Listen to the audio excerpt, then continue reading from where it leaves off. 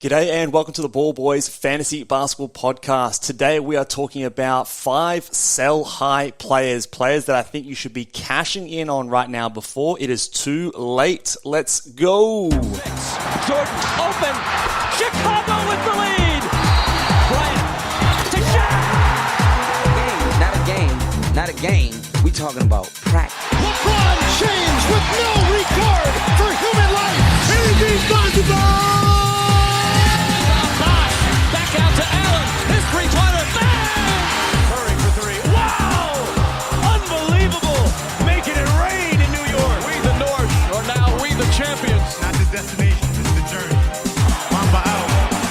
G'day and welcome again to the Ball Boys Fantasy Basketball Podcast. I'm your host, Mitch Casey, and you can find me on Twitter at Ball Boys Fantasy. And today, like we said, we're talking about some sell-high players. So we're going to go through 5 guys here that I think that you can afford to give up at the moment and get some good value back. A lot of them carry a lot of risk as we get closer and closer to the trade deadline.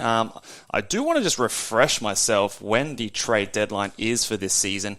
It is the 9th of February, which probably, what would that give us? About 2.5, 3 weeks until then. So it's getting closer now. I often find that with trading players who could potentially be affected or negatively affected at the trade deadline, it's best not to leave it to the last minute because it's going to be on everybody's radar. And if you leave it too close, a lot of teams will just be like, oh, okay, no, it's all right. I'll just wait until after the trade deadline and I'll make my trades then. But if we can do so now with a bit of foresight, hopefully the players that we are looking to sell high are players that if they do get traded or if there are other pieces traded around them, they can be impacted. And often the times that the guys that I'm talking about here, I think it would be a negative impact for a lot of their value.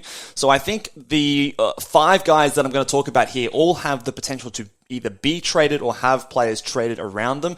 But even still, if they're not moved, I think for the most part, a lot of these guys are exceeding a lot of my expectations to what they're going to be doing moving forward. So we'll get stuck into that. Guys, make sure you guys are subscribed to the YouTube channel if you are listening over on Apple Podcasts or Spotify or wherever you listen to podcasts. Make sure you're following along as well and give the show a 5-star rating as well if you've enjoyed all the content that we pumped out this season, in the preseason, during the season as well. And we will continue to do that right up until the end of the fantasy playoffs. So any ratings and reviews would be much appreciated, guys. Can't thank you enough. And anyone who has done that, thank you very much. And for those who are going to, thank you in advance. Let's get stuck into it. So the first guy that we're going to talk about here, I'm just going to go down these guys basically where they are ranked currently on the season. So no particular order, just again, the ranking order.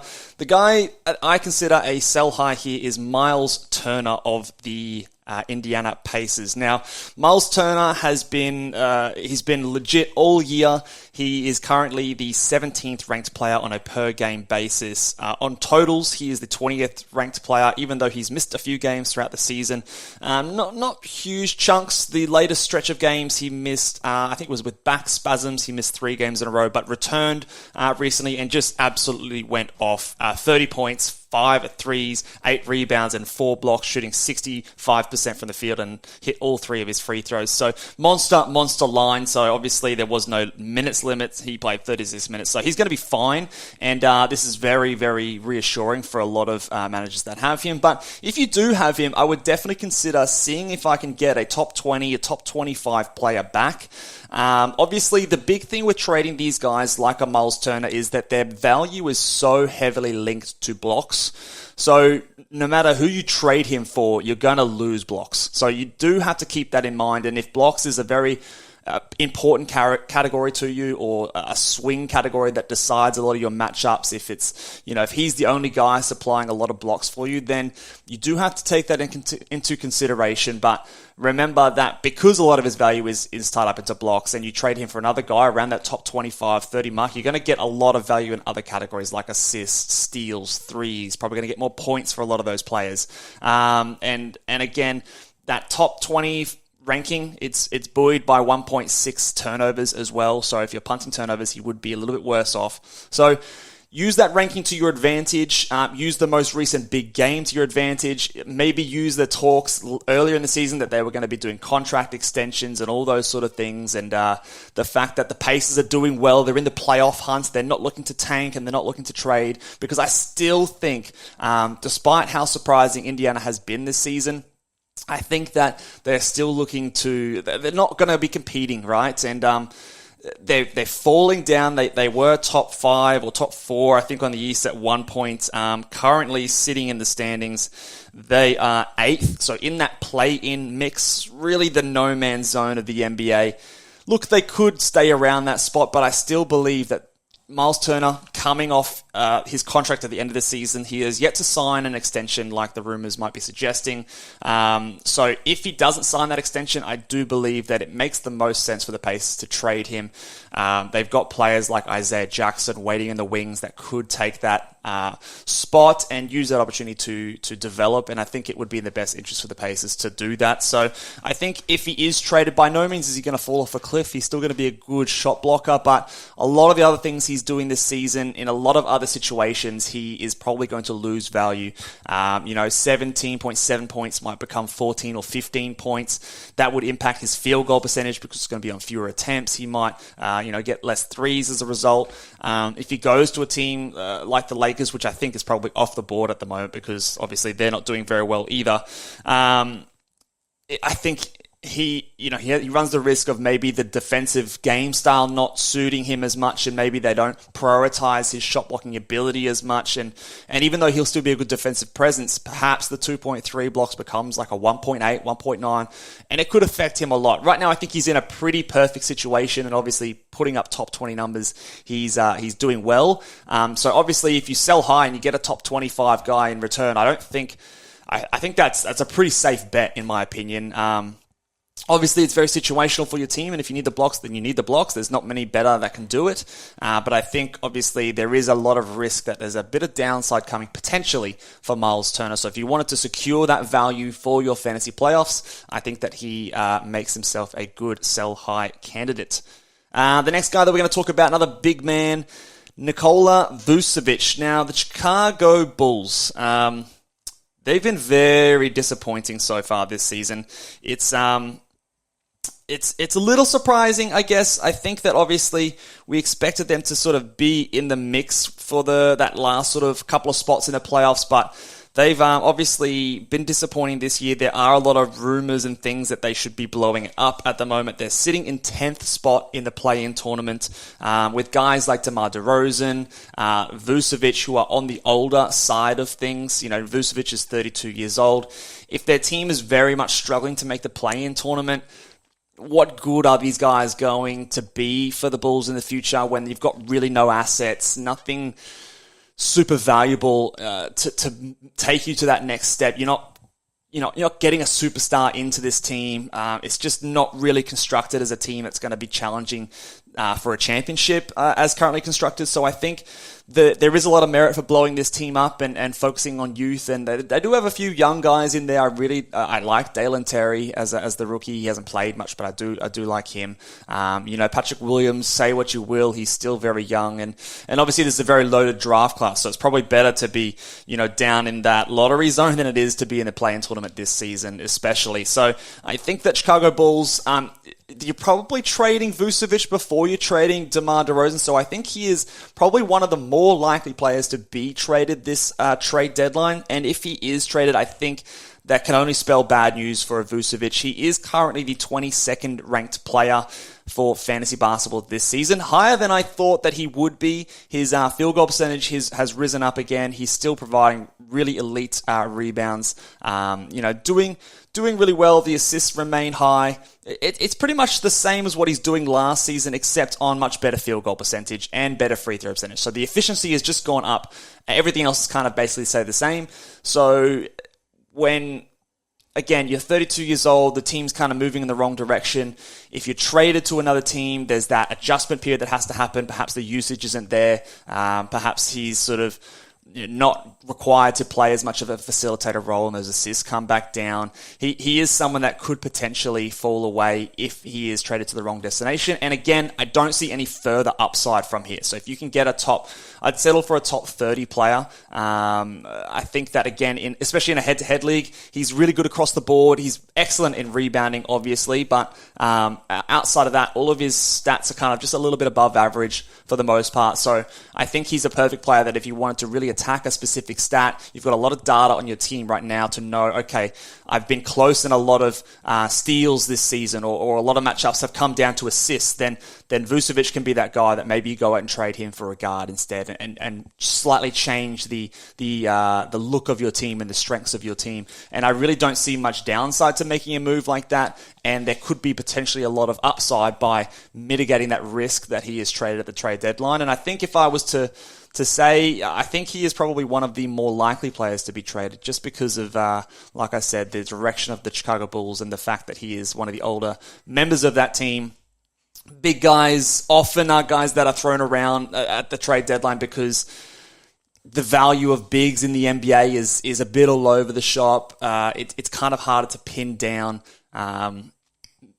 Perhaps they get a big guy in, or they look to go with a more versatile starting lineup with a bit more small ball. Potentially, it seems to be working around the league for some other teams, and I think the Bulls do need to switch it up because I just don't think they have a winning formula on their hands.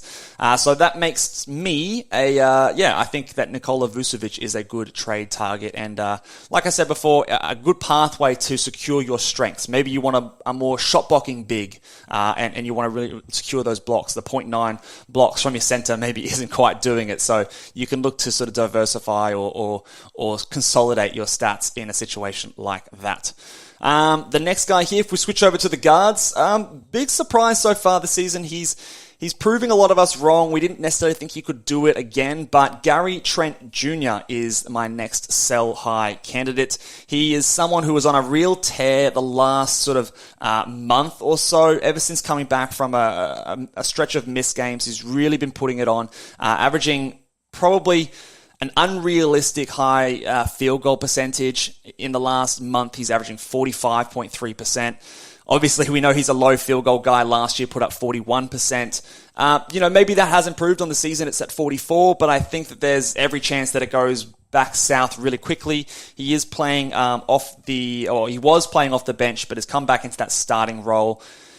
I think the Toronto Raptors, again, the theme of a lot of these teams is they've been very disappointing. I kind of viewed them similar, probably even a bit higher than the Chicago Bulls personally. I thought they could be doing a lot better, especially after having a surprisingly decent season last year. Scotty Barnes elevating another year older. I thought they'd do a lot better, but a few of their guys have regressed. And whilst Trent Jr. isn't old, he's only 24 years old, I don't necessarily think the team sees him as an integral key part of the team's future. So he is perhaps that piece that gets thrown in there, maybe because there's been a lot of rumors with a Fred VanVleet potentially being on the market. Perhaps he is thrown in there with him, or the team just simply shifts away and goes on that more tanking kind of mode, and they, instead of playing their guys 35 minutes a night, all of their starters and maybe their 7-man rotation that they love to run, perhaps they do spread those minutes out a little bit more in an attempt to maybe not win every single game that Nick Nurse tries to do. And I think that when you're a player, especially like Trent Jr., the heavy steals, the hot shooting, and the lack of a whole lot of other stats really, he's top 50 on the season, but it's pretty much, it's a fake top 50. Like he's averaging 1 turnover a game, that boosts it up. The 1.7 steals is by far his best category, and we know how volatile steals can be.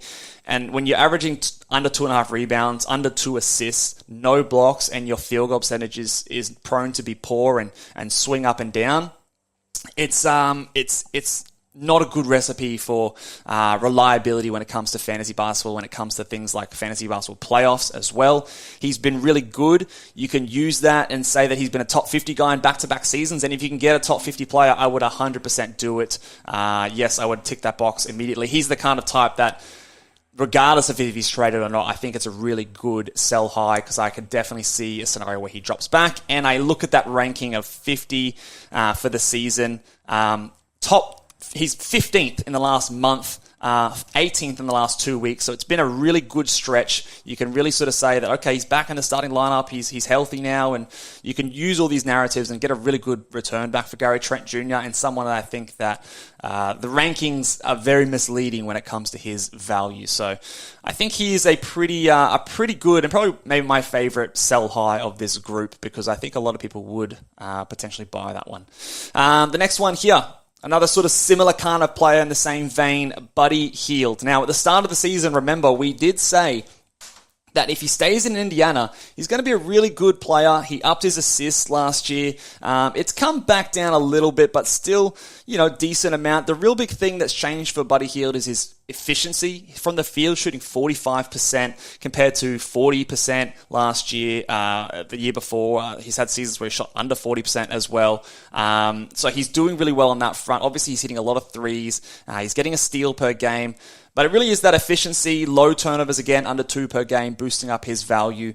And again, I've said this before, but threes are the most findable stats on the waiver wire. So when you're boosted, your best category by far is your 3-point value, and you've got low turnovers, decent enough efficiency that's making you a top 50 player. It's not reflective of his ability, in my opinion. He's top 30 in the last month. He's exactly 30th in the last 2 weeks. So you've got a nice big sample size that you can use to do that. You can float the narrative of out there. Okay, no, the Indiana Pacers, they're trying to make the playoffs. They're in the 8th spot right now. They're not looking to trade him. Yada yada yada. But again, he's 30 years old. That surprises me. I mean, I don't know, maybe he was drafted as an older guy, so, but I didn't realize he was 30 until I knew that now because I've looked at him and I've researched it, but I do remember thinking, oh damn, Buddy Hield, he's older than I thought originally. And some people might have the same, they might not realize how old he is and how far away he is from the Pacers timeline at this stage. So I think, again, rumors about him being traded have been there all season. And I think anywhere he goes outside of Indiana, it's more than likely that he's going to lose pretty significant chunks of his value, especially when your value is really reliant on volume shooting at good efficiency. If you lose some shots, then you lose, and you're in a new environment, you have to adjust to that. Maybe your field goal percentage comes down, maybe your assists come down, your points go down, your field goal percentage might be a little bit worse. So I think there's a lot of avenue for him to fall away very quickly. And again, if I was to get a top 50, even a top 60 guy for Buddy Hield, I probably would do that, and I would sleep very easy knowing that I've done that. So Buddy Hield is another classic sell high for this video. And the last one here, guys, it's one of my favorite players here, and I'm obviously being very sarcastic here. Mason Plumley is a sell high in my opinion. It's a pretty obvious one, but some people, I mean, he's been the 51st ranked player per game in the last month. Again, a month. It's a really decent sample size. Top 67 in the last 2 weeks. That's despite his terrible free throw shooting. So if you're punting free throw percentage, go and look for the team out there that is punting free throws and ask them if they want Mason Plumley. Show them the stats over the last month, averaging 15, 10, 3 assists, a block, 74% from the field. And just see if they're keen. See if they're going to give you a top 80, top 90, top 100 player, because I would do that. Because, again, I'm referencing the trade deadline a lot on this show because we're 3 weeks away from that being a factor, and a player like Mason Plumley could have his value completely eradicated. He is someone that, I've mentioned this so many times, why is he still starting on an NBA team? I understand that he's probably better than the other options they have, but when you're the Charlotte Hornets and you're sitting, are they last in the league? Let me just check that. You have the second worst record in the league, only 1 game ahead of the Houston Rockets. Why the hell do you need to play Mason Plumley, 33-year-old Mason Plumley? Why do you have to play him 31 minutes a night in the last 2 weeks, 29 minutes a night of the last month, when you have players like Mark Williams, Nick Richards sitting there? For Christ's sakes, you've got Kai Jones, you've got JT Thor, all of these guys you've drafted in the last couple of seasons. develop them, give them minutes, give them an opportunity, let them play with LaMelo Ball, see what they can do for a stretch of time. And I have to think that logic eventually prevails. The trade deadline is often when these things happen. Coaches are very stubborn, but then sometimes when the trade deadline comes in, the general manager will step in and go, all right, enough of your shit. Stop playing these spud vets. We're not going anywhere. Let's tank. Let's get Victor Wanyama or one of those high draft picks, and let's play the kids, because there is just no future for Mason Plumley on this team. And the way he's been playing recently, there is hopefully a market for him, for the Hornets to trade him for another team. But I don't know the team that he's going to, and he's continuing to be the starter and play 30 minutes a night. I just can't think of the team that would be. Maybe there's one or two teams out there, but again, I really don't see it. And as bad as the Hornets have been, he's been one of maybe their best players. I understand that, but in terms of their future, he's not moving the needle at all. And if he's traded to a team where he becomes a backup or drops to 24, 23 minutes a night, he's back on the waiver wires. So if you can get a top 80, top 90, a top 100, if it suits your team, I would 100% do that. You might lose out in the short term. He's probably going to continue doing what he's been doing right up until the trade deadline. And even if he's not traded, right? Even if he's staying on the Charlotte Hornets, like if I'm the general manager, I'm going down to the coach and I'm saying, dude, stop playing this guy. Like, what are you doing? Why are we developing him? So even if he stays on this team, there's no reason he should continue to see these 29 minutes. He's a prime shutdown candidate as well as a trade candidate. So I would be trying to cash in wherever I could with Mason Plumley.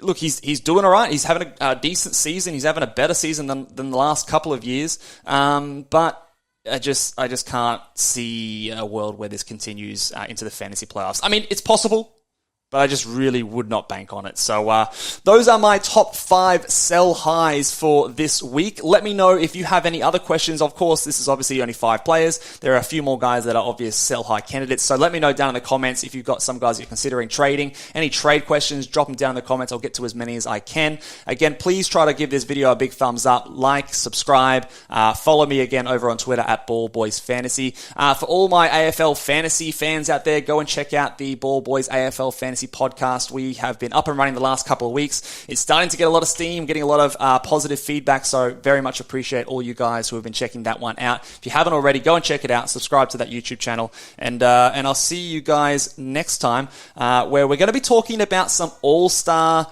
picks, so my all-star starters for both real life and for fantasy, so stay tuned for that one coming soon. Bye.